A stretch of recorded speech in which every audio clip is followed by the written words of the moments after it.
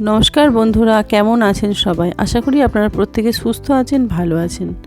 আজ এমন একটা হোম রেমেডি আপনাদের সামনে নিয়ে এসেছি যা আমাদের প্রত্যেকের বাড়িতেই কাজে লাগবে। আমরা জানি আবহাওয়া পরিবর্তন হয়েছে, এর জন্য সর্দি, কাশি, জ্বর সবার ঘরে ঘরে লেগেই আছে, কারণ যেহেতু উইন্টার সিজন চলে এসেছে। বাড়িতে এই সমস্যা সারা বছরই প্রায় লেগেই থাকে, আমি জানি। সেই জন্য আজ আমি এমন ঘরোয়া পদ্ধতির কথা আপনাদের বলবো যেটা তৈরি করা যেমন সহজ তেমনই ভীষণ কার্যকরী। এটা রোজ 2-3 চামচ নিলে বা পান করলেই আপনার যে সর্দি কাশির সমস্যা আছে সেটা জাস্ট ভ্যানিশ হয়ে যাবে। সঙ্গে সঙ্গে এই মিশ্রণটি 7 দিন আপনার বাড়িতে রেখে দিতে পারবেন একবার তৈরি করি। এটি হলো একটি ইমিউনিটি বুস্টার ড্রিঙ্ক। যেমন আপনার সর্দি কাশি হলে আপনি সিরাপ পান করেন, তেমন সেই সিরাপের পরিবর্তে এটি আপনি পান করতে পারবেন এবং এটি অনেক লাভজনক হবে আপনার শরীরের জন্য, কারণ এটি ঘরোয়া উপাদান দিয়েই তৈরি। তাই ক্ষতি তো কিছু হবেই না, বরঞ্চ আমাদের অনেক লাভই হবে। এই হোম রেমেডি প্রস্তুত করতে যে উপকরণগুলি প্রয়োজন সেগুলি আমার আপনার প্রত্যেকেরই রান্নাঘরেই থাকে। আসুন জেনে নিই সেগুলি কি কি। প্রথমেই এখানে নিয়েছি 6-7টি তেজপাতা।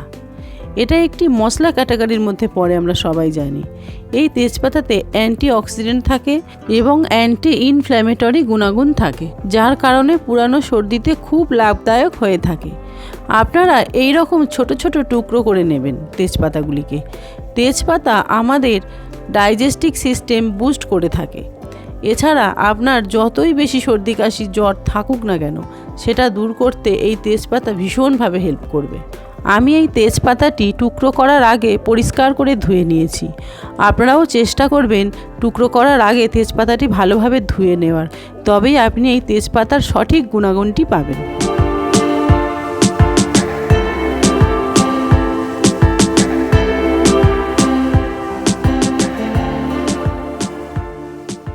এবার নিয়ে নিয়েছি আদা। এটাও খুব গুণাগুণযুক্ত উপাদান। আদা ও সর্দি কাশি জ্বর হলে খুব ভালো কাজ করে।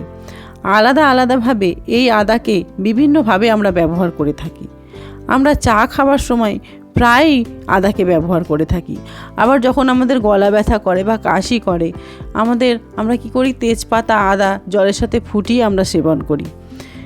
যাই হোক, আমি এখানে আদাকে ছোট ছোট পিস করে কেটে নিয়ে একটু থেঁতো করে নেব, কারণ থেঁতো করলে বেশি রস বের করা হয়। এটা যদি আমরা বেটে নিই শিলনোড়াতে, কিন্তু অতটা রস বের হবে না। আমরা যদি থেঁতো করি তবেই আমরা আদার রসটা ভালোভাবে বের করতে পারবো। সেটা আপনাদের আমি পরে দেখাচ্ছি।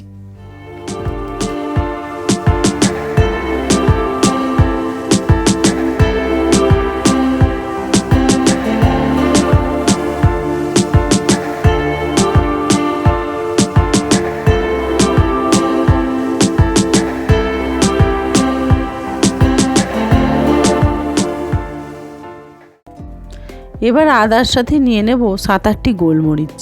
এই গোলমরিচ সর্দি কাশিকে একেবারে গোড়া থেকে নির্মূল করতে সহায়তা করে। আমরা জানি গোলমরিচের চা খেলেও সর্দি কাশিতে ভীষণ ভালো কাজ করে, সেই জন্য এখানে আদার সাথে গোলমরিচ নেওয়া হলো। আমি এবার আদা আর গোলমরিচের সঙ্গে নিয়ে নেব 6-7টি লবঙ্গ।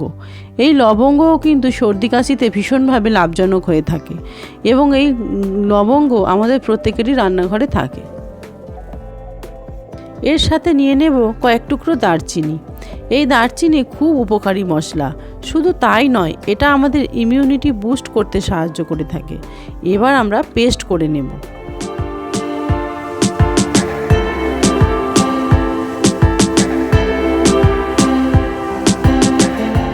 এবার এখানে একটি প্যান নিয়ে নিয়েছি। এর মধ্যে 2 গ্লাস জলও নিলাম। আপনারা আপনাদের বাড়ির যে কোনো গ্লাসের 2 গ্লাস জল নিয়ে নেবেন। আর হ্যাঁ, আমি এখানে অল্প পরিমাণ করে দেখাচ্ছি, আপনারা আপনাদের প্রয়োজন মতো তৈরি করে নেবেন।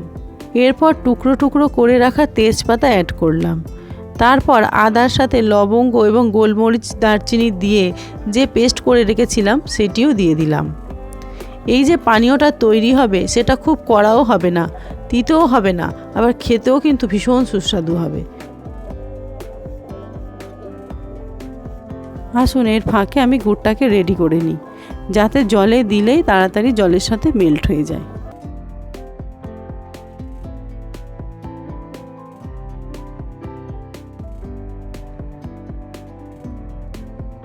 এবার আমরা অ্যাড করব হাফ চামচ হলুদ। এই হলুদের খুব গুণাগুণ, এটা অ্যান্টিব্যাকটেরিয়াল হয়ে থাকে।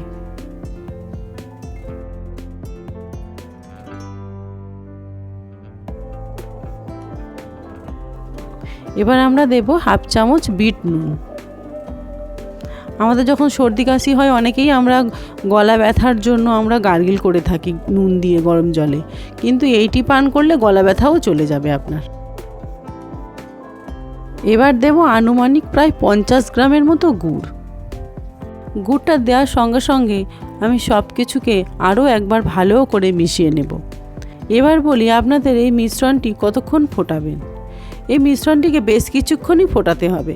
মানে আপনি যদি 2 গ্লাস জল নেন তবে এমন ফোটাবেন যেন 1 গ্লাস জল পড়ে থাকে। মানে হলো আপনি যখন দেখবেন যে তেজপাতা আদা ফুটে ফুটে নিচে চলে গেছে তখন বুঝবেন এটা রেডি হয়ে গেছে। এবার আমরা সিরাপটিকে ছেঁকে পরিষ্কার করে নেব। তারপর ঠান্ডা করে কাঁচের বোতলে করে ভরে ফ্রিজে 1 সপ্তাহ রেখে দিতে পারেন আপনারা। একদম তো খারাপ হবেই না, আর রোজ বানানোর কোনো প্রয়োজনই নেই। বেশি করে বানিয়ে ফ্রিজে রেখে দিতে পারেন। যখনই আপনার বাড়িতে কারো সর্দি কাশি হবে তখনই এই মিশ্রণটি দিন, খুব ভালো কাজ করবে। আমি আপনাকে বলছি ব্যবহার করে দেখুন, তবে বুঝবেন। এবার বলি ব্যবহার করার নিয়ম। আপনি যেমন দোকান থেকে কেনা সর্দির সিরাপ খান ঠিক তেমনই এটা নিতে হবে। 1 চামচ করে দিনে 3 বার খাবেন, কিন্তু মনে রাখবেন খাবার পর কিন্তু জল খাওয়া যাবে না, কারণ এর গুণ নষ্ট হয়ে যাবে। যাই হোক, ব্যবহার করুন, তারপর আমার কথা বিশ্বাস করুন। আমাদের এই ভিডিও যদি আপনাদের ভালো লাগে তাহলে প্লিজ লাইক, শেয়ার এবং সাবস্ক্রাইব করবেন। ভালো থাকবেন।